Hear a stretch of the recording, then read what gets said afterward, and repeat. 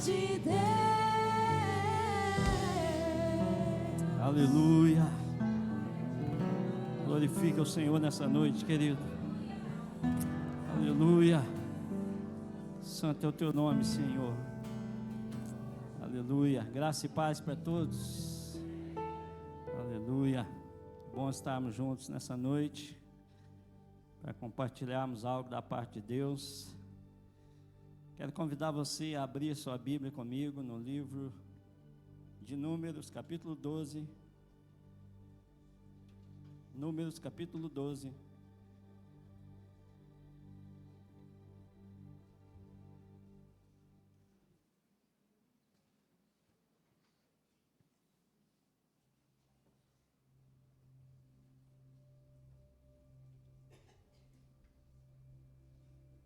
Antes de nós lermos, queria só compartilhar uma coisa que me chamou muita atenção essa semana.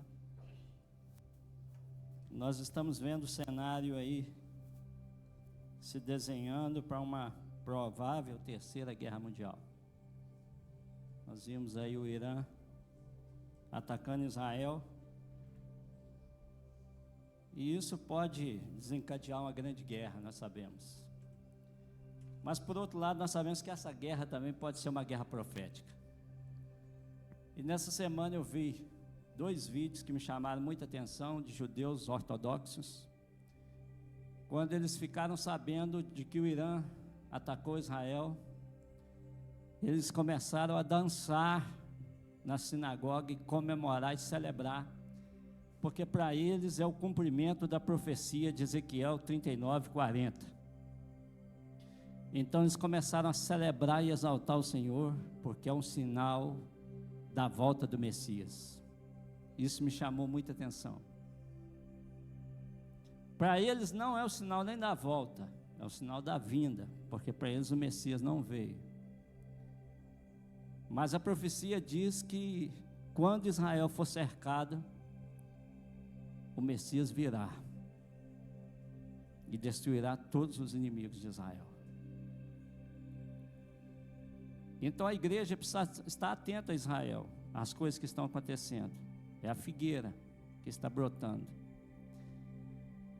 Um outro vídeo que me chamou muita atenção, de um rabino ortodoxo também, e ele dizendo assim: a minha esposa já está com a roupa preparada para vestir, e os meus filhos também, a roupa já está separada para nós vestirmos, para encontrarmos o Messias.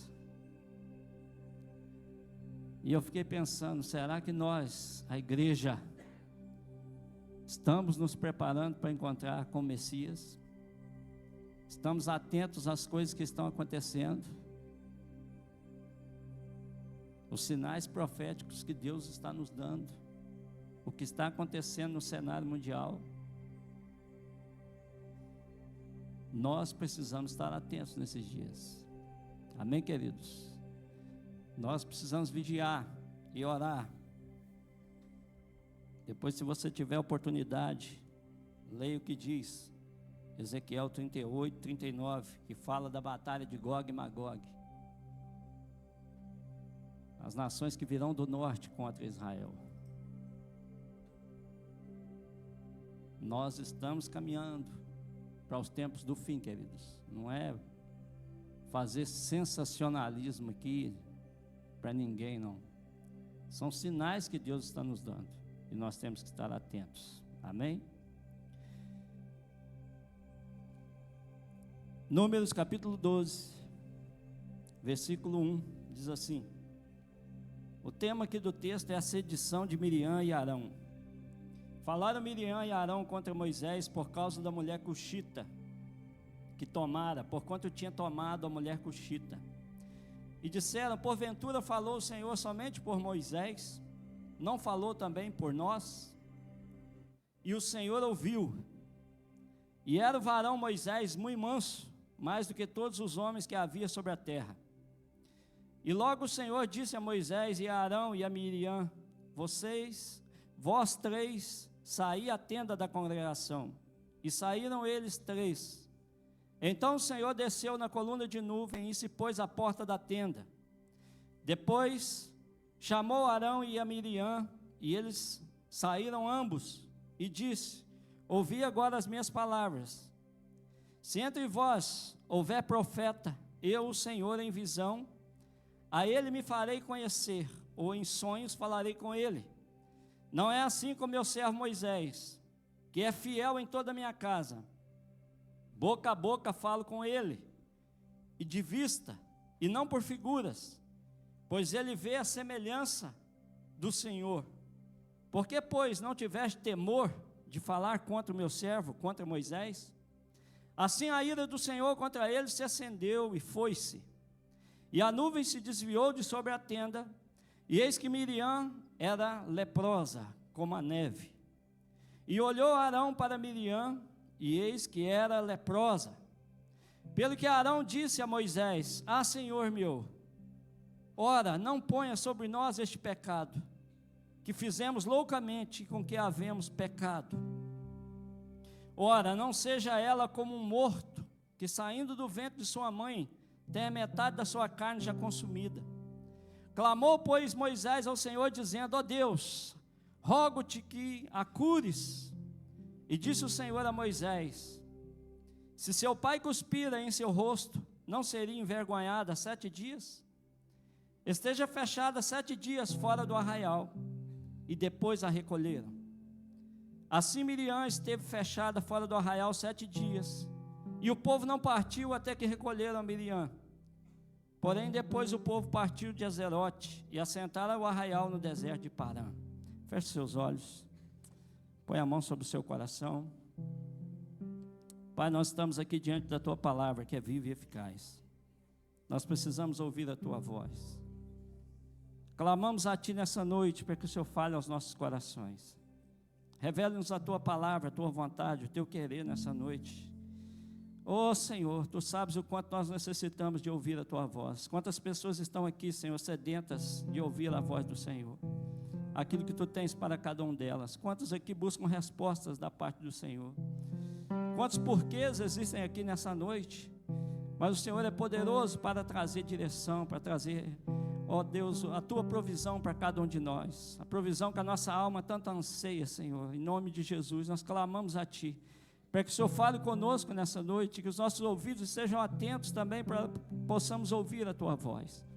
Tira do nosso meio toda ansiedade, toda dispersão, toda inquietação, tudo aquilo que não procede da parte do Senhor, Pai, lança por terra em nome de Jesus. Que a Tua vontade seja feita no nosso meio, Pai, que sejamos fortalecidos e edificados pela Tua palavra nessa noite, em nome do Senhor Jesus, Pai. Amém. Pode assentar, queridos.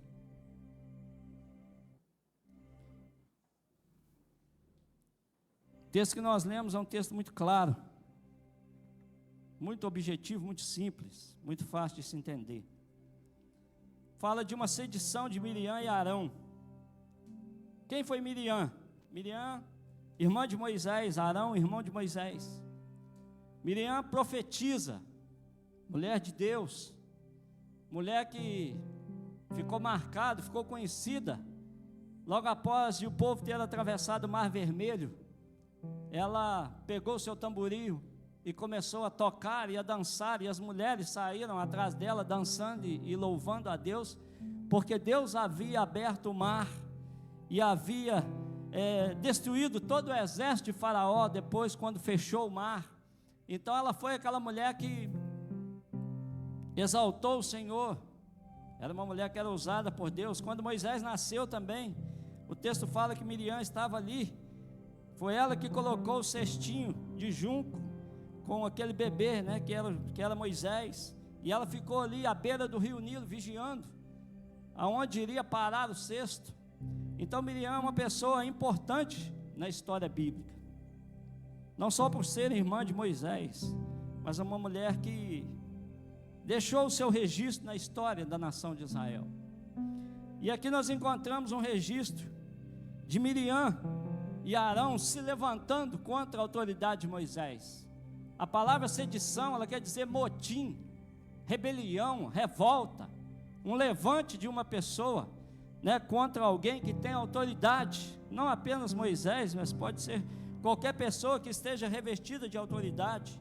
E aqui nós encontramos Miriam instigando o povo contra Moisés, questionando a autoridade de Moisés diante do povo, porquanto Moisés havia se casado com uma mulher cuxita.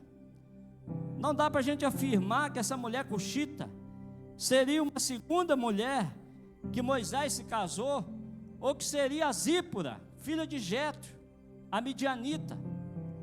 O texto não deixa muito claro para a gente, não tem como a gente afirmar. Existem teólogos que dizem que essa mulher cuxita era Zípora, a filha de Jetro. Alguns já dizem que não seria um segundo casamento. Mas o fato é que a mulher cuxita, que o texto se refere aqui, ela não era uma judia, ela não era da nação de Israel. Então Miriam e Arão começam a questionar isso, que Moisés não poderia ter se casado com uma mulher que não fosse da nação de Israel, e por ele não ter se casado com uma mulher da nação de Israel, ele não poderia ocupar o cargo de autoridade espiritual que ele ocupava. Então houve ali, na verdade, uma rebelião, uma revolta, que culminou no final dessa história na lepra de Miriam. Miriam ficou leprosa por conta dessa rebelião, desse levante contra Moisés, homem de Deus. E é interessante observar o texto, que a Bíblia diz aqui que Moisés, ele fica calado, Moisés não responde. Moisés ouve ali aquele burburinho, aquele levante, aquela rebelião, as pessoas ali, questionando a autoridade dele, e Moisés fica calado. Moisés nem ao menos se defende ali daquelas acusações que estavam fazendo contra ele. E é interessante que a Bíblia diz que quando Miriam e Arão falavam, Deus ouviu o que eles estavam falando. Deus ouviu ali a maledicência de Miriam e de Arão. Deus ouviu aquelas palavras que Miriam e Arão estavam usando para denegrir a imagem do próprio irmão. Porque na verdade, o que a gente encontra aqui nesse texto é uma manifestação de algo terrível que o ser humano sofre. Eu acredito que todos os seres humanos sofrem, que é um negócio, chamado orgulho. Miriam, por ser profeta, por também ouvir a voz de Deus, ela se acha no direito de questionar a autoridade de Moisés, e não apenas questionar a autoridade de Moisés, mas ela também se acha até mesmo na condição de ocupar a posição que Moisés ocupava. A gente vê a manifestação clara aqui, não apenas da maledicência, mas do orgulho que estava ali dominando a vida daquela mulher que era uma serva de Deus, era uma profeta de Deus. E é muito perigoso, queridos, quando Deus usa a gente para alguma coisa, ou para abençoar alguém, é muito perigoso a gente permitir que o nosso orgulho possa aflorar, e as manifestações desse orgulho venham trazer o que? A nossa própria ruína, a nossa própria decadência. O texto de Provérbios diz que a soberba precede a queda, e o orgulho leva o homem ao quê? A ruína, a destruição. O orgulho nos leva à destruição. Provérbios 16, 20. Provérbios 16, 18. Então o orgulho, ele leva uma pessoa, até mesmo uma pessoa que é usada por Deus, à destruição. E o que é o orgulho? É um sentimento de altivez, é se achar que você está num nível mais elevado que o outro, ou que você está em condições de julgar o outro, ou de assumir até mesmo a posição do outro. É você ter uma autoestima mais elevada do que ela deveria ser. Então Miriam aqui, ela manifesta um orgulho muito forte, e esse orgulho leva Miriam a ficar leprosa, e é muito interessante que foi a primeira vez que aparece essa doença aqui, né, na narrativa do Velho Testamento. Até então essa doença não era conhecida, não havia se manifestado ainda essa doença. E quando a Bíblia chama essa doença de lepra, não é a lepra que nós conhecemos hoje, a hanseníase. Era uma doença parecida. Ela é chamada no hebraico de tizarade, que quer dizer inchaço. O inchaço nós já podemos até mesmo apontar a tradução dessa palavra inchaço para o orgulho. E o orgulho nada mais é do que um inchaço do nosso eu. É você se achar maior do que você é realmente. É você se colocar numa posição de superioridade. E eu até anotei aqui algumas manifestações do orgulho que podem nos ajudar em algumas coisas, porque nós, se tivermos tomados por algumas coisas assim, algumas manifestações dessa, é uma oportunidade para nós nessa noite pararmos e repensarmos e buscarmos um arrependimento, um quebrantamento na presença de Deus, porque se nós insistirmos no orgulho, de mantermos ali o nosso orgulho, ele vai nos conduzir à ruína, ele vai nos conduzir à queda, ele vai nos conduzir ao fracasso. É interessante se você observar, o orgulho é que leva muitos casamentos ao fim. O orgulho pode levar muitas carreiras profissionais ao fim. O orgulho pode levar uma pessoa a perder um emprego. O orgulho pode levar você a uma decadência emocional, espiritual, financeira. Ele pode te levar a uma decadência em várias áreas da sua vida, se nós não tomarmos cuidado. Como eu disse, a lepra apareceu aqui, pela primeira vez foi citada essa doença, e essa doença era como se fosse uma sentença imediata.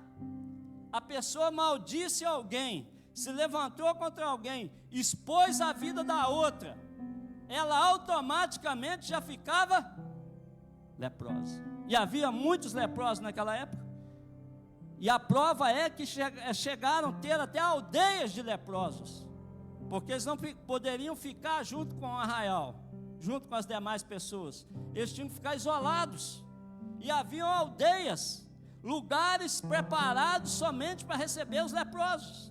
Então era uma doença que era bem comum naquela época. Então era uma doença que vinha com uma sentença de Deus na vida daquela pessoa. Era uma sentença imediata. Como alguns dizem hoje, né, o ditado, né, que o castigo vem a cavalo, mas hoje ele não vem a cavalo, ele vem muito mais rápido. Só que ele não vem como uma lepra física na pele, ele vem de outras formas, mas que ele vem, porque nós temos que entender, queridos, que todos os nossos atos vão trazer sobre a nossa vida consequências. Tudo aquilo que nós falamos sobre alguém, ou sobre até nós mesmos, irá trazer sobre a nossa vida consequências. É um princípio de Deus. Tudo aquilo que o homem semear, ele também se fará. E é muito interessante observar isso. E o orgulho pode trazer consequências terríveis na nossa vida, pode trazer prejuízos terríveis na nossa vida. Por que existem as guerras? Tantas guerras. Qual que é o fundamento de tudo isso? Orgulho. Orgulho. Se você for observar, a maioria das coisas que acontecem de ruim, o fundamento é o orgulho. Algumas manifestações do orgulho. Uma pessoa orgulhosa, ela é autossuficiente, ela não depende de ninguém. Uma pessoa orgulhosa, ela não pede ajuda a ninguém, ela se acha capaz de resolver todos os seus problemas. ela dá conta do recado e pronto, ela é autossuficiente, ela se vira, ela resolve os seus problemas, ela jamais vai admitir buscar ajuda em alguém, porque se ela buscar ajuda em alguém, ela pode se humilhar ou passar por algum tipo de humilhação. Então todo orgulhoso é autossuficiente. Uma pessoa orgulhosa também, uma das manifestações do orgulho é a arrogância. Arrogância, prepotência. A pessoa tem uma visão de si mesmo maior do que ela é na verdade, e ela se coloca acima das outras pessoas. Ela sempre está certa, ela sempre está com a razão. Um outro sinal do orgulho, a vaidade, um zelo demasiado pela aparência, pelo físico, pelo exterior. Orgulho. A pessoa orgulhosa, geralmente, ela é muito vaidosa, ela se preocupa muito com a sua aparência, ela se preocupa muito em mostrar algo para as pessoas, que às vezes as pessoas não estão nem interessadas com aquilo que ela está querendo mostrar, mas ela tem necessidade de se mostrar como a melhor, como a mais bonita, como a mais preparada. Vaidade é manifestação de orgulho. Uma outra característica de uma pessoa orgulhosa, ela sempre está na zona de conforto. Às vezes ela está passando por uma dificuldade tremenda, mas ela sempre diz assim: não, está tudo bem, eu vou resolver, eu vou fazer, vai dar tudo certo. Ela sempre está confortável com a situação que ela está vivendo. Ela sempre quer demonstrar algo que não é real na vida dela. Ela não quer sair da zona de conforto. Ela quer manter ali um padrão que às vezes ela não tem condições de viver. Uma outra manifestação que é muito interessante se você observar: desobediência. Por que uma pessoa desobedece? Por que um filho desobedece? Por que alguém desobedece? Por conta do orgulho. Se você for analisar, é o orgulho que está por trás da desobediência. Foi assim desde o início. Se você for analisar o pecado de Adão, você vai ver que a origem do pecado de Adão foi o orgulho. Quando a serpente falou para ele que no dia que você comer dessa árvore, você vai ser igual a Deus, o orgulho dele aflorou e ele desobedeceu a Deus. O que está por trás da desobediência? Orgulho. Eu não vou ceder, eu não vou fazer o que o outro quer, eu não vou fazer o que eu quero, vou fazer o que eu acho que é certo e pronto. E a pessoa desobedece, quebra princípios de Deus, passa por cima até mesmo da palavra, por conta do orgulho. Às vezes o pastor chega e fala: irmão, não faz isso não, irmão, a Bíblia diz isso, isso e isso, submeta-se à palavra. E ela: não, eu faço o que eu acho que é certo. Orgulho. Depois paga o preço, por conta do orgulho. Quantas pessoas sofrendo hoje porque foram orgulhosas no passado, não se submeteram à autoridade, não se submeteram à palavra de Deus, não se submeteram aos mandamentos de Deus, desobedeceram. Quantos filhos desobedecem porque são orgulhosos, acham que o pai é careta, acham que o pai não entende essa geração, acham que o pai, é ultrapassado e não se submete, não obedece por conta do orgulho, porque se acha melhor que o pai. A verdade é essa: ele se acha melhor que o pai, melhor que a mãe, melhor que o professor, melhor que o pastor. Quantas pessoas, queridos, a gente que é pastor, a gente sabe disso, quantas pessoas vêm até a gente para pedir conselho, mas na verdade ele não quer pedir conselho, porque já tomou a decisão dele.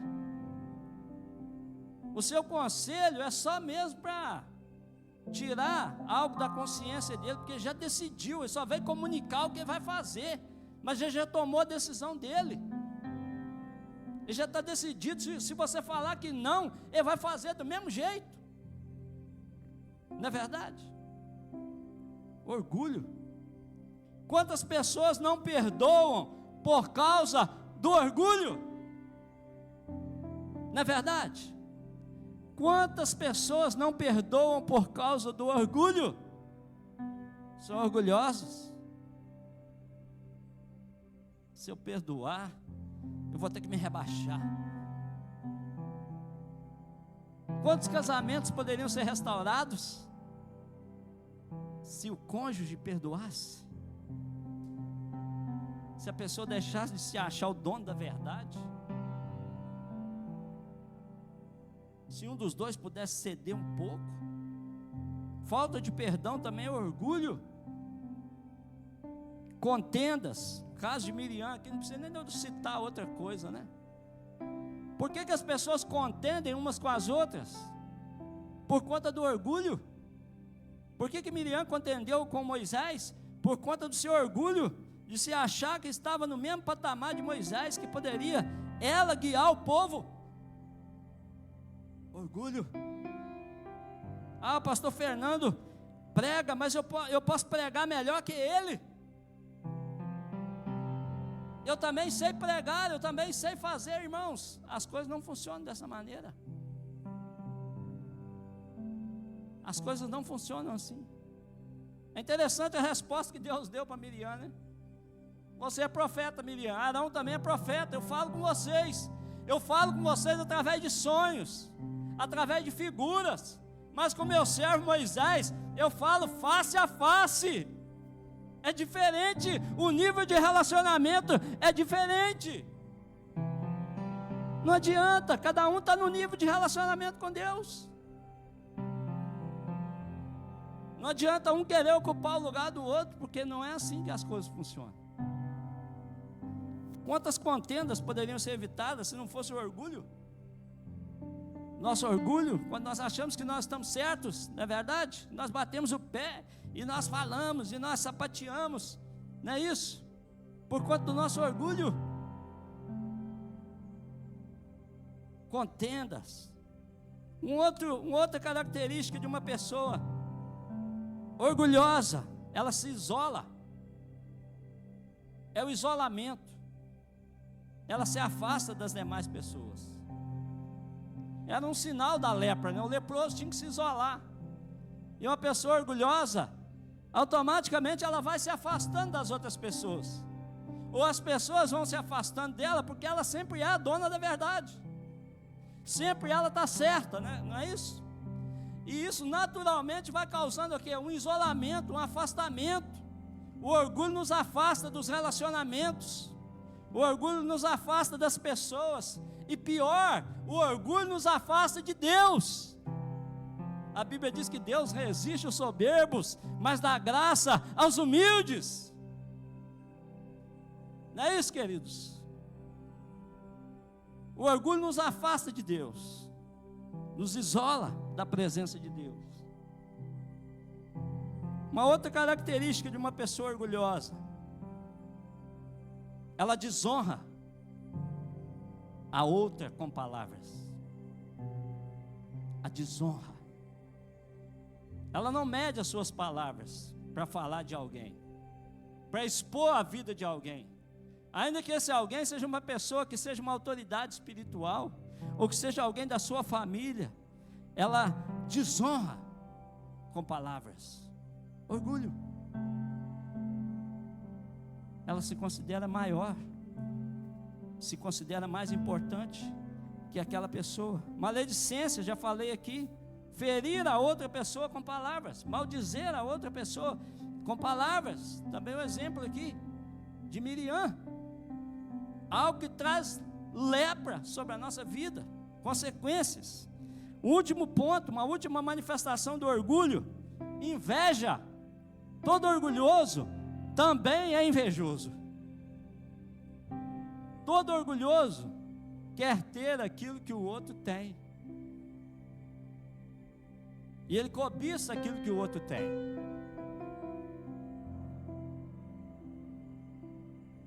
Quando a Bíblia diz no 10º mandamento que nós não devemos cobiçar aquilo que é do outro, nós não devemos desejar aquilo que é do outro, nós devemos nos alegrar com aquilo que Deus tem nos dado. O orgulho então ele produz uma destruição na nossa vida. O orgulho nos leva à ruína. O orgulho tem o poder de destruir a nossa alma, acabar com a nossa alma. Quando eu falei alguma dessas características aqui, se você observa isso na tua vida,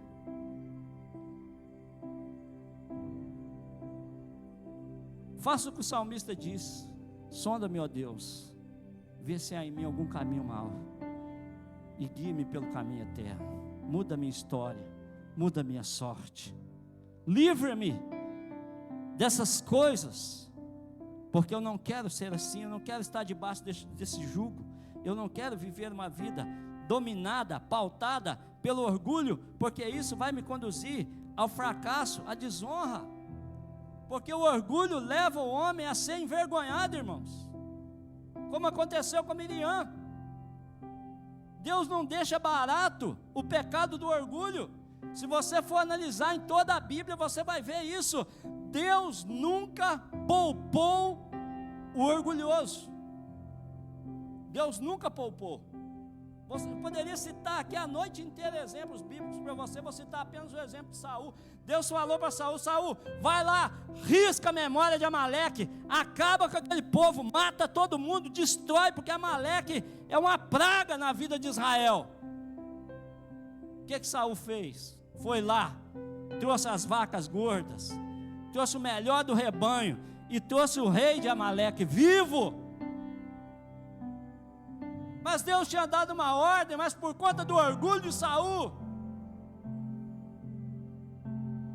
ele fez o que ele achava que deveria fazer, não aquilo que Deus havia mandado ele fazer. Então existe uma diferença muito grande em você fazer aquilo que Deus mandou você fazer, e em você fazer aquilo que você acha que é certo fazer. E hoje na igreja tem muita gente fazendo aquilo que acha que é certo.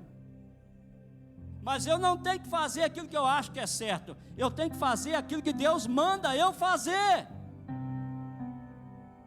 Mas o orgulho tem levado muitas pessoas a fazer aquilo que acha que é certo, e tem muita gente quebrando a cara hoje, tem muita gente sofrendo hoje, tem muita gente pagando preço hoje, tem muita gente sofrendo consequências por conta disso. Saul foi um caso típico de orgulho. Deus manda fazer uma coisa, não, eu vou fazer o que eu acho que é certo. Aí Deus olha e fala assim: então você quer fazer o que você acha que é certo? Então faz. Mas depois você não reclama, não. O que aconteceu com Saul? A Bíblia diz que Deus tirou o espírito de Saul, a unção que estava sobre Saul. Deus tirou a unção de Saul e tirou o reino de Saul e transferiu a unção para Davi. E sabe o que aconteceu com Saul? Começou ainda a ficar possesso depois dessa cena. A Bíblia diz que um espírito maligno vinha sobre a vida de Saul. Ele ficava possesso, e Davi tinha que pegar lá a harpa e tocar. E quando Davi tocava e adorava o Senhor, o espírito maligno saía de Saul. Querido, deixa eu te falar, o orgulho atrai demônios. O orgulho atrai demônios. O orgulho atrai demônios. Pastor, mas que palavra dura é essa? Que palavra pesada é essa? É porque eu não quero que você seja um leproso, querido. Não quero que você se transforme num leproso. Eu não quero que você viva como um leproso, como uma leprosa. Eu não quero que você seja envergonhado por conta do seu pecado, porque se você insistir nisso, você vai ser envergonhado. E Deus não quer isso para você. Deus quer honrar a sua vida. Deus quer te abençoar. Deus quer mudar a sua história. Então Miriam, naquele dia, ficou leprosa. No mesmo instante que ela se levantou contra Arão e Moisés, a Bíblia diz, eu frisei com você aqui, Deus ouviu o que ela fez. Deus ouviu as palavras de Miriam. Não precisou nem de Moisés ir orar e falar: Deus, eles estão se levantando contra mim, existe um motim aqui acontecendo, meus próprios irmãos, querido, que às vezes acontece dentro da própria casa, não é isso? Aqueles que estão mais perto de nós se levantam contra nós, não são os de fora. Mas não precisou nem de Moisés clamar ao Senhor, Luciano, e falar: Senhor, me livra dessa rebelião que está acontecendo, porque o próprio Deus estava lá. Deus ouviu. Deus ouviu. Deus ouviu. E Deus se levantou para defender Moisés. Se você tem sido alvo de palavras assim, depreciativas, palavras maldizentes, você não precisa se defender, porque Deus está ouvindo o que esta pessoa está falando contra você. E Deus vai tratar com essa pessoa. Deus vai agir na vida dessa pessoa. Não se preocupe, Deus vai agir, porque Deus é justo. Deus é justo. Deus se levanta e fala assim: ó, vamos lá para a tenda. Vamos lá. Pode ir os 3 lá para a tenda. Nós vamos lá acertar esse negócio que está acontecendo. Deus chama os 3 à tenda. E quando chegam lá na tenda, a Bíblia diz que o Senhor desceu na coluna de nuvens. Desceu para resolver a contenda. Desceu para resolver a situação. E Deus falou tudo isso que eu falei para você aqui. Com meu servo Moisés eu falo face a face. Com meu servo Moisés é diferente. Não adianta, Miriam, você querer ser igual a Moisés, você não vai ser, não. Você é profeta? Você é profeta, sim. Você é usado por Deus? Sim, mas com Moisés é diferente. Com Moisés é diferente. Ele conhece a minha voz, ele me vê assim como eu sou. E a Bíblia diz que a ira do Senhor se acendeu contra ela no mesmo instante, e ela ficou leprosa, e ela foi envergonhada. Sabe por quê que Miriam foi envergonhada?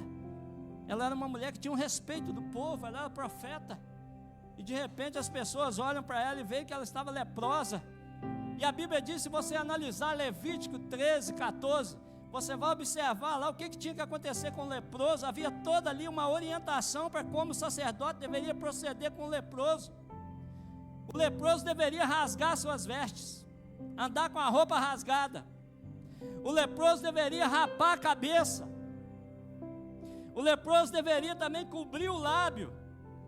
E ele deveria, onde ele passasse, ele deveria declarar com a sua própria boca: eu sou imundo, eu sou imundo, eu sou imundo.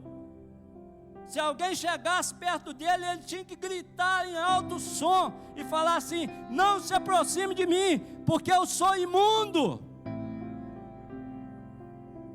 Miriam sai da presença de Deus, tendo que passar por essa vergonha, pastor,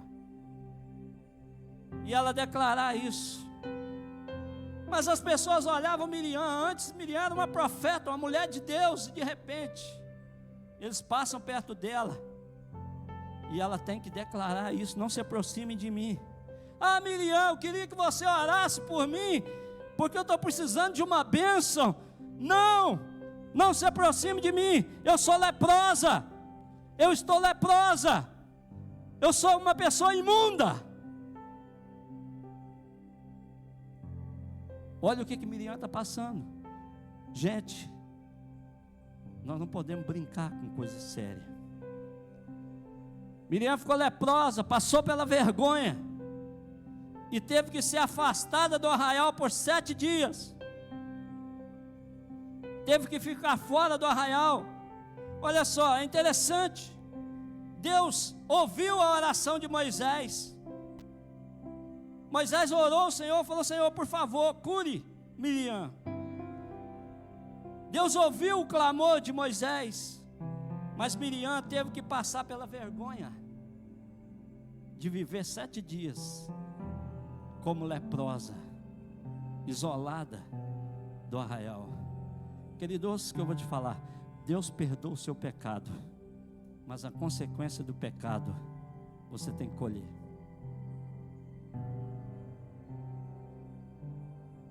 Deus perdoa o nosso pecado, mas a consequência do pecado fica. Sim ou não? Fica.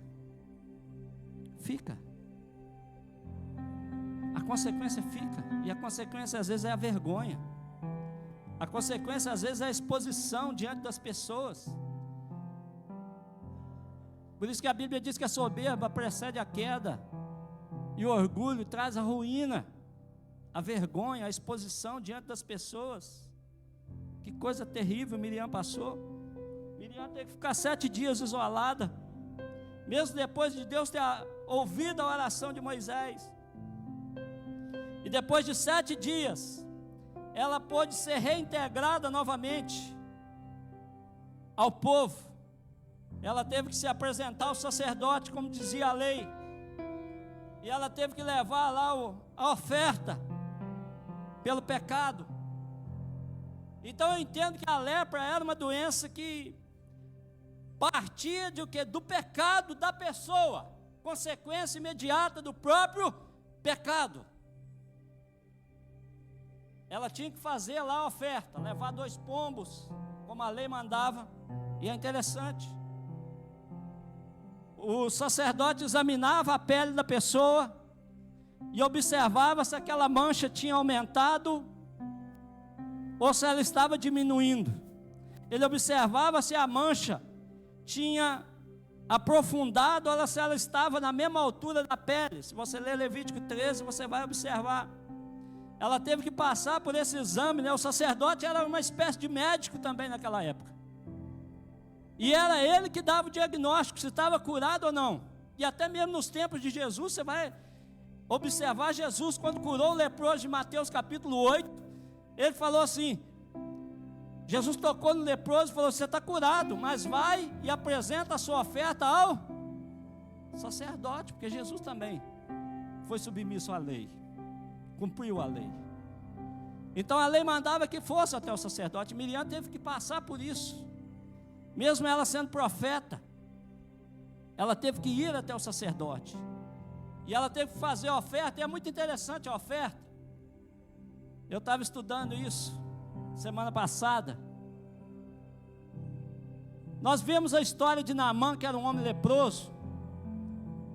E quando Naamã foi lá até o profeta Eliseu, para pedir para Eliseu orar por ele, para ele ser curado, Eliseu fala para Naamã assim: Naamã, manda um recado, né? Eliseu nem vai atender Naamã, ele manda o Geazi lá e dá o recado, fala assim: manda Naamã mergulhar 7 vezes no Rio Jordão. E é interessante, se você for observar o caso de Naamã também, eu vou te provar que Naamã era orgulhoso. Porque quando Eliseu falou para Naamã mergulhar 7 vezes no Jordão, o pastor Fernando pregou outro dia na rede de homens sobre isso. O que Naamã falou? Poxa, lá na minha terra tem rios muito mais limpos do que o Rio Jordão. Por que eu tenho que mergulhar no Rio Jordão? Olha o que? O orgulho. Eu quero ser curado, mas o orgulho está ali. Aí a Bíblia diz que Naamã já estava voltando para a sua terra, e um dos homens, dos soldados de Naamã, falaram assim: Naamã, nós já estamos aqui, o que custa você mergulhar no Jordão, rapaz? Não te custa nada mergulhar 7 vezes como o profeta mandou. Mas o orgulho de Naamã foi tocado naquele momento, porque Eliseu nem mesmo veio atender ele. Eu imagino que Naamã pensou assim, né? Poxa, vai ser motivo de muita alegria Eliseu me receber, porque eu sou um homem famoso, poderoso, na Síria. Vai ser uma honra para Eliseu me receber. Eliseu nem lá encontrar com Naamã ele foi. Mandou um recado. E Naamã quase foi embora. Quase voltou leproso, sem ser curado. E a Bíblia diz que depois que aquele soldado fala com Naamã assim: mergulha 7 vezes, você não tem nada para perder. A Bíblia diz que Naamã resolveu, mergulhou 7 vezes no Rio Jordão. E na 7ª vez, ele foi curado. E a sua pele se tornou como a pele de uma criança. Diga glória a Deus. Mas você vê que Naamã era orgulhoso. E voltando aqui, por que deveria ser feita a oferta até o sacerdote? O sacerdote pegava os dois pombinhos e sacrificava um pombinho, e o sangue daquele pombinho que estava sendo morto era aspergido sobre o pombo que estava vivo. E o pombo que estava vivo deveria ser passado sobre a água corrente 7 vezes até que aquele sangue fosse tirado. Depois que aquele sangue fosse lavado do pombo que estava vivo, a pessoa era declarada curada.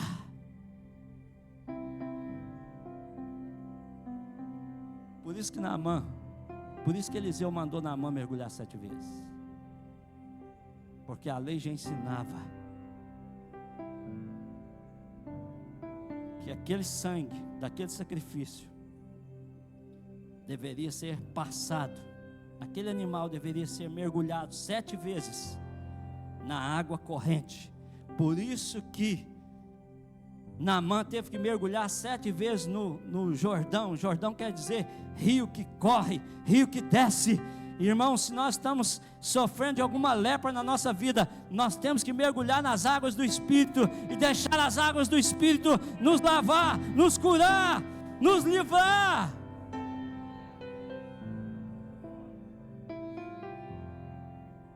Nós temos que mergulhar, nós temos que descer.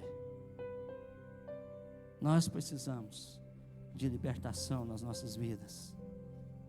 Tiago 3, de 5 a 12, fala do poder da língua. Se você puder colocar aqui no texto, hoje eu não estou pregando, estou mais ensinando aqui. Tiago 3, de 5 a 12, se você puder colocar na tela aí para mim. Você já conhece, mas eu vou lembrar vocês aqui, mais um pouquinho.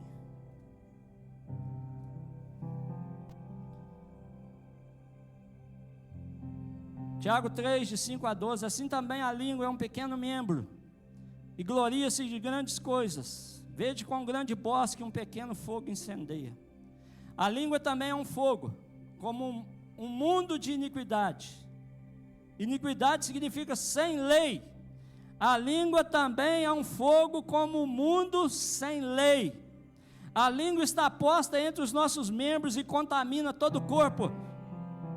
Jesus falou que o que contamina o homem não é o quê?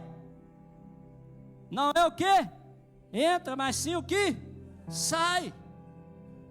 E Tiago está confirmando isso aqui. Ela contamina todo o corpo, inflama o curso da natureza e é inflamada pelo inferno. Porque toda a natureza, tanto de bestas feras como de aves, tanto de répteis como de animais do mar, se amansa e foi domada pela natureza humana, mas nenhum homem pode domar a língua. É um mal que não se pode refrear, está cheio de peçonha mortal. Com ela bendizemos a Deus e Pai, e com ela amaldiçoamos os homens, feitos à semelhança de Deus. De uma mesma boca procede bênção e maldição. Meus irmãos, não convém que isto se faça assim. Porventura deita alguma fonte de um mesmo manancial água doce e água amargosa?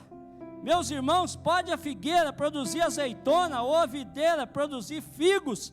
Assim tampouco pode uma fonte dar água salgada e água doce. Cuidado com o que sai da sua boca. Cuidado com as palavras que você profere nos momentos de crise da tua vida. Aprenda a se calar. Aprenda a contar até 10 antes de falar alguma coisa com seu filho, com a sua esposa, com seu esposo. A Bíblia diz que é melhor ouvir. Aprenda a se calar. Quem fala menos, erra menos. Quem fala muito, erra muito. É uma verdade. Tiago foi tão profundo no que ele falou, que no versículo 2 do capítulo 3, ele fala assim: se alguém não tropeça em palavras, esse homem é perfeito. Se o homem não tropeça em palavras, ele é considerado um homem perfeito. Palavras são sementes, e você tem que entender uma coisa: essas sementes que você lança vão germinar a seu favor ou contra você. É uma realidade espiritual. Uma palavra falada não tem como você voltar atrás, tem? Não tem jeito. Não tem como voltar atrás daquilo que você falou. Consequência vem. E nós temos que ir. É interessante observar o texto. Mateus 8 fala que Jesus curou aquele leproso. Já preguei sobre esse texto. Ainda preguei um sermão dizendo assim: o leproso da alma curada. Porque aquele homem leproso chega diante de Jesus e ele adora o Senhor antes dele ser curado, antes dele pedir ao Senhor para curá-lo. Ele primeiro adora, o texto diz. E a Bíblia diz que Jesus tocou o leproso. Jesus quebrou o protocolo ali, porque ninguém poderia tocar no leproso. Jesus tocou no leproso, porque Jesus é misericordioso. Não é verdade, queridos? Jesus é misericordioso. Aquele leproso chega até Jesus, Jesus toca no leproso e pergunta para ele: o que você quer que eu faça? E ele diz assim: eu quero ser curado, Senhor. E a Bíblia diz que Jesus toca nele e ele ficou curado. Mas Jesus falou assim: não conte para ninguém que eu te curei. Não fala para ninguém, Simar, que eu te curei. Jesus falou para ele: não conta para ninguém não. Vai, pega a oferta e apresenta ao sacerdote. Sabe o que o leproso fez? Ele foi até o sacerdote. Ele saiu contando para todo mundo. Tinha a língua solta. Saiu espalhando para todo mundo. Se você ler quando Marcos também relata o mesmo milagre. E Marcos fala que ele saiu espalhando para todo mundo que Jesus tinha curado ele. E sabe o que aconteceu? Jesus começou a ser perseguido depois daquela cena, porque o leproso espalhou para todos que Jesus havia tocado nele e havia curado ele. Depois Jesus começou a ser proibido de entrar naquelas cidades, por conta da língua solta daquele leproso, daquele ex-leproso. Queridos, até as bênçãos que Deus nos dá, nem todas são para ser contadas, nem todas são para ser divulgadas. Posso ouvir um amém? Deus tem ministrado no meu coração. Nós gostamos muito de contar vantagem. O crente gosta muito de contar vantagem.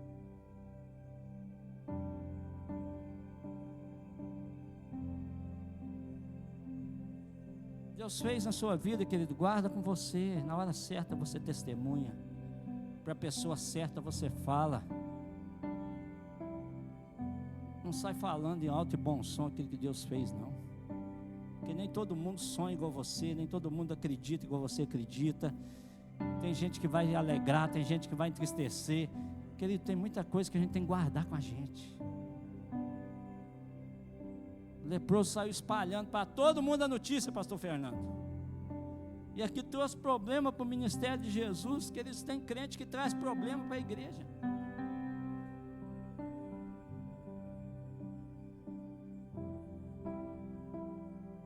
Jesus não podia entrar num monte de cidade por causa daquele leproso. Se você ler o texto de Marcos, você vai ver. Estou encerrando, irmãos. E é a primeira vez que eu estou falando que estou encerrando. Imagina as outras, né? Quando falam umas 10 vezes que está encerrando. Mas estou encerrando aqui, só quero contar aqui. O leproso, com certeza. Esse leproso de Mateus 8 tinha a língua solta. Ele não ficou leproso por acaso, não. Ele não ficou leproso por acaso. Porque eu tenho acreditado, eu e minha casa temos acreditado que nada acontece na nossa vida por acaso. Não existe o acaso para nós que servimos a Deus. Não existe isso. Nós atraímos sobre nós coisas boas e coisas ruins. Nós atraímos. Lucas 10 fala de 10 leprosos.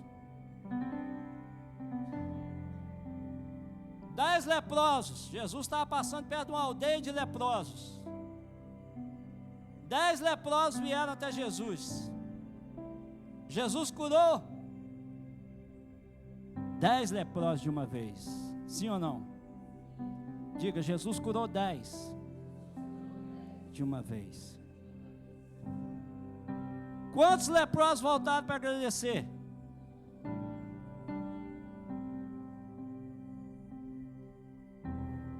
Por que os 9 não voltaram? Orgulhosos. O orgulhoso tem dificuldade de agradecer.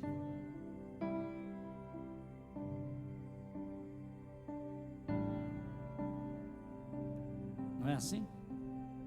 Pessoa orgulhosa, você faz a coisa para ela, muito mal, obrigado, ela te fala. Não é verdade? Agora a pessoa, quando é humilde, se você fizer alguma coisa para ela, ela fica devedora de você o resto da vida. Às vezes passa um ano, passa 5, aquela pessoa chega perto de você e fala assim: eu tenho experiência assim, quando fui pastor em Caiana, não sei quantos anos que eu não estou lá em Caiana mais, mas pessoas que são gratas à nossa vida, ao nosso ministério, até hoje, depois de 10, 15 anos, falam assim: pastor, eu não esqueço quando o Senhor ajudou a gente, eu não esqueço quando o Senhor foi lá na minha casa, e eu estava na miséria, eu estava destruído, e o Senhor orou na minha casa. Ao mesmo tempo que tem pessoas que você faz, é como se você nunca tivesse feito nada para elas.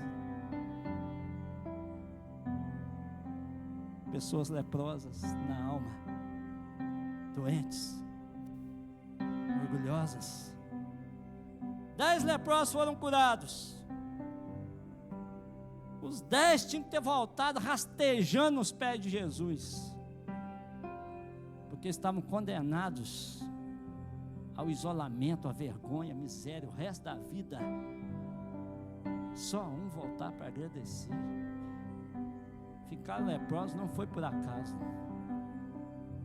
ficaram leprosos porque eram orgulhosos. Então essa doença, que hoje a gente não encontra registro dela mais, ela tem a sua fonte, a sua originalidade na maledicência e no orgulho. E hoje, o que nos assola, não, as consequências não são essas, mas são outras, talvez até muito piores que essas. E nós estamos aqui nessa noite, diante dessa palavra, e precisamos dar uma resposta para Deus nessa noite, de como está a nossa vida, como está o nosso coração, que tipo de homens, de mulheres temos sido, O que nós temos manifestado como servos de Deus? Temos manifestado orgulho? Ou temos manifestado humildade, quebrantamento, perdão? O que temos manifestado? Jesus falou que quem quiser ser o maior, seja aquele que serve. Quem quiser ser o maior, seja servo. E quem quiser ser maior que todos, seja aquele que sirva a todos. Não é verdade? E havia uma contenda entre os discípulos, havia uma competição entre eles. Certa feita, a mãe de João e Tiago chegaram até Jesus e falaram assim: o Senhor vai dar o direito, meus filhos vão sentar à sua direita e o outro à sua esquerda, quando estiverem no teu reino? Jesus falou para ela: quem quiser ser o maior, seja aquele que serve. Se Tiago e João quiserem ser os maiores, sirvam eles mais que os outros, e eles vão ter o lugar de evidência no meu reino. Então Jesus veio trazer uma contraproposta para nós. Jesus veio trazer uma mudança de direção na nossa vida, uma mudança de dentro para fora. Assim como a lepra, ela vinha de dentro para fora, ela manifestava na pele, mas ela vinha de dentro, ela vinha da alma, de uma alma orgulhosa, de uma alma maldizente, de uma alma rebelde, de uma alma soberba. E aquela pessoa era afastada, era envergonhada. A Bíblia diz que até a roupa do leproso deveria ser eliminada. Em certos casos, até a casa do leproso deveria ser derrubada, para que ninguém morasse na casa dele, de tão sério e tão grave que era essa doença. E é muito interessante, eu quero finalizar com vocês aqui, agora finalizar mesmo.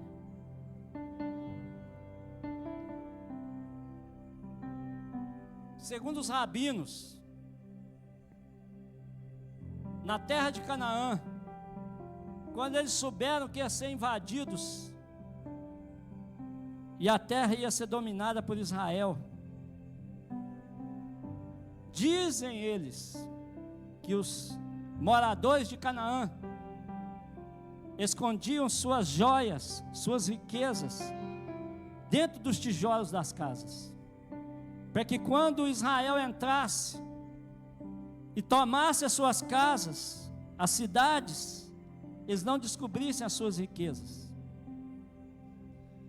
E os rabinos usam isso aqui como uma ilustração, e é muito interessante. Quando uma pessoa ficava leprosa e era sentenciada a ir morar fora do arraial, e a sua casa ia ser derrubada, eles descobriam os tesouros que haviam ali nas paredes das casas.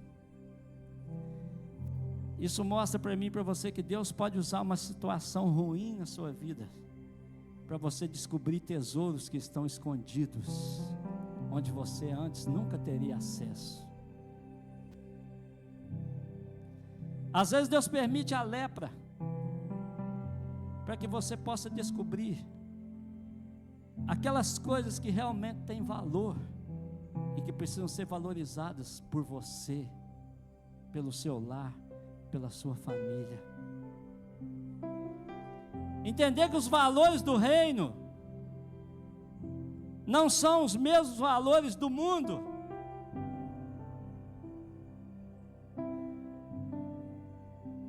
Deus às vezes permite a lepra para que você aprenda a valorizar aquilo que precisa realmente ser valorizado na sua vida. Se coloque de pé, vamos orar ao Senhor.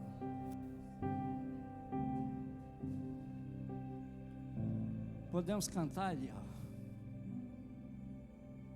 Feche seus olhos, põe a mão sobre o seu coração.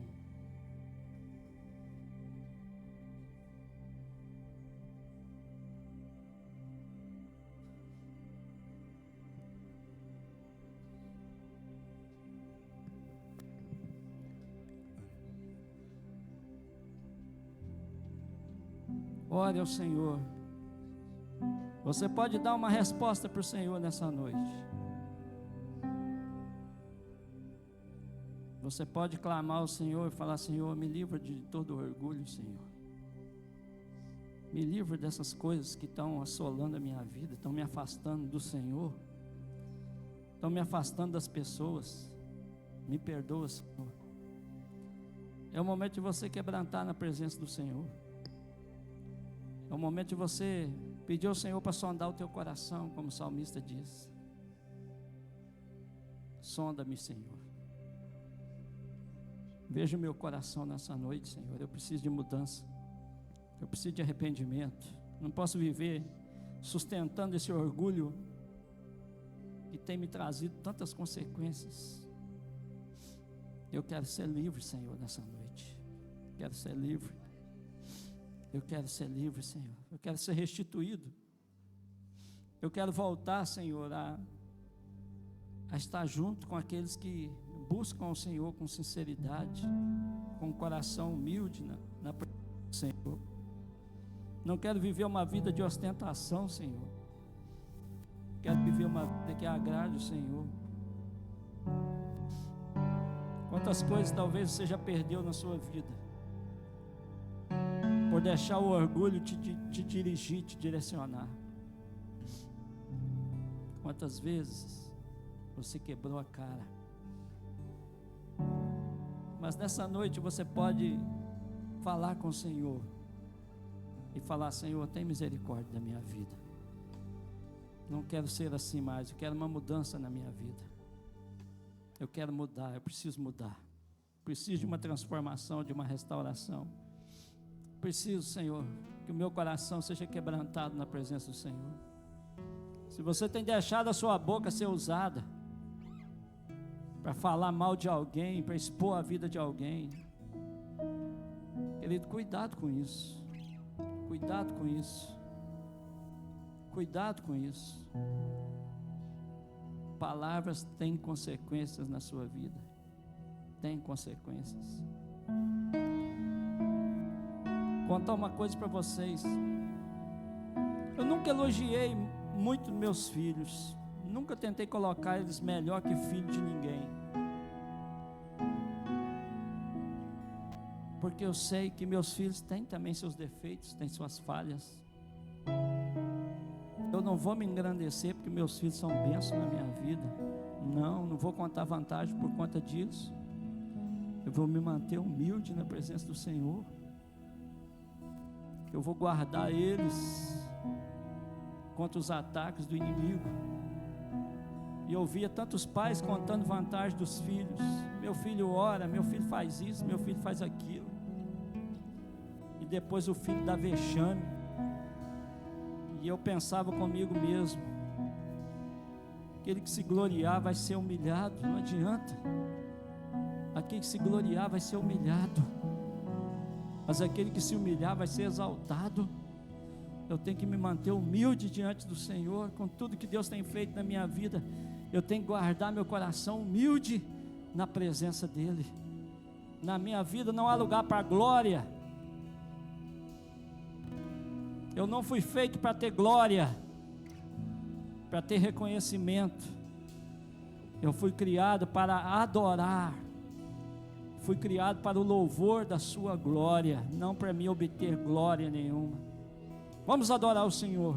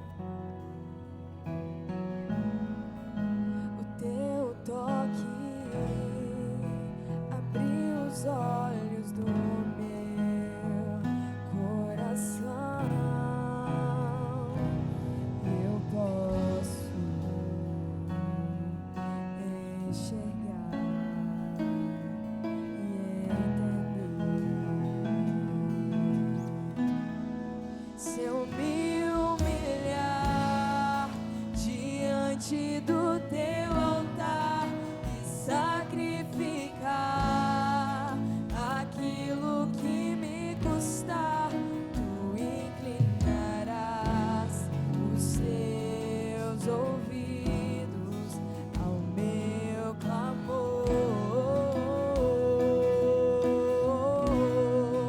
Mas vale um dia no centro do teu querer. Declare isso. E toda a vida sem jamais te conhecer.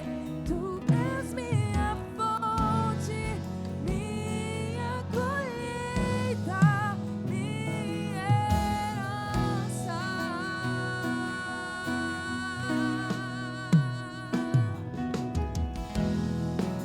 Nesse lugar, tu és real. Eu vou me entregar totalmente.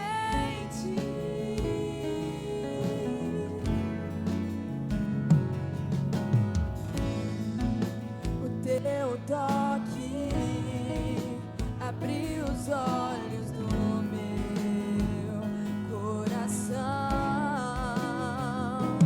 Eu posso enxergar e entender.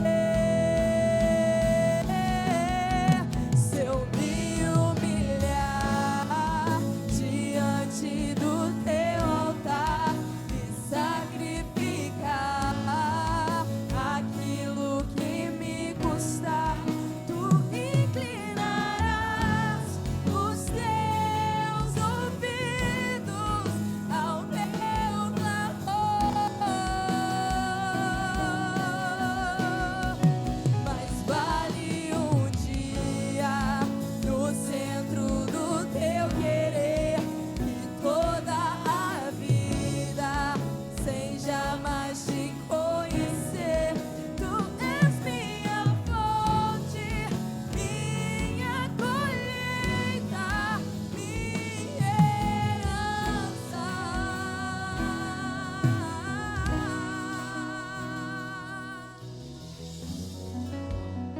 A minha fonte é o teu amor. Declare isso, querido.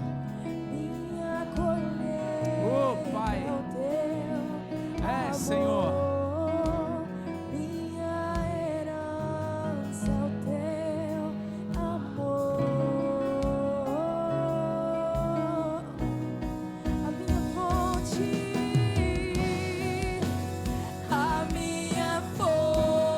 é o teu amor.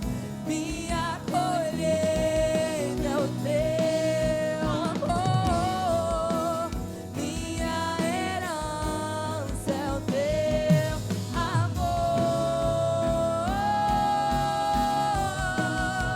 Se eu me humilhar diante do teu altar e sacrificar aquilo que me custar, tu inclinarás os teus ouvidos ao meu clamor.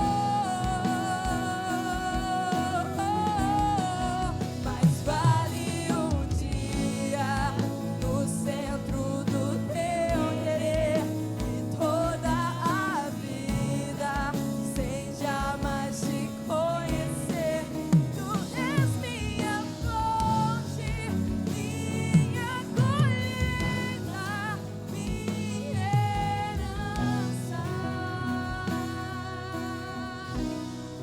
Continue com os seus olhos fechados, queridos. Tenho certeza que a palavra do Senhor ministrou no teu coração nessa noite.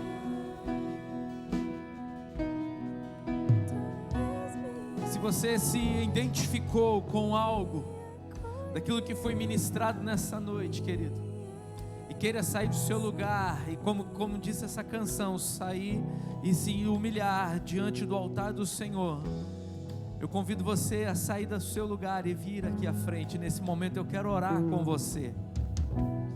Assim como Jesus curou os 10 leprosos e apenas um voltou para agradecer. Eu não sei qual é a lepra que você está sendo curado nessa noite, em qual é a área, mas agradeça a Ele nesse momento. Se humilhe diante do Senhor, diante do altar dEle, e volte para casa glorificando e exaltando ao nome dEle, porque Ele é aquele que está no controle de todas as coisas. Enquanto nós continuamos adorando, sai do seu lugar e vem aqui à frente. Se tiver alguém, se houver alguém aqui nesta noite que queira colocar diante do altar do Senhor algo, diante do teu altar e sacrificar aquilo que me custar, tu inclinarás os teus ouvidos ao meu clamor. aleluia. Mas vale um dia no papai, centro do teu querer, que toda a vida seja mais te conhecer.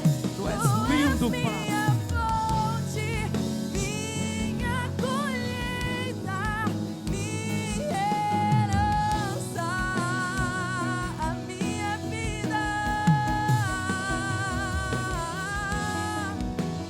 a minha fonte é o teu amor, minha colheita é o teu amor, Oh, Pai, minha herança. Tu és maravilhoso, Senhor. Teu amor. Santo, santo, santo, santo é o teu nome, Pai.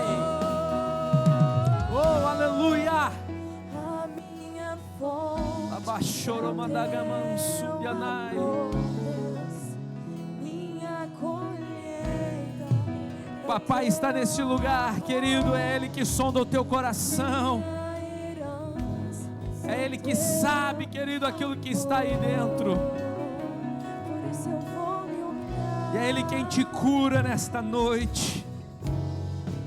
Se humilhe diante do Senhor, se humilhe diante do altar do Senhor, reconhecendo a soberania dEle.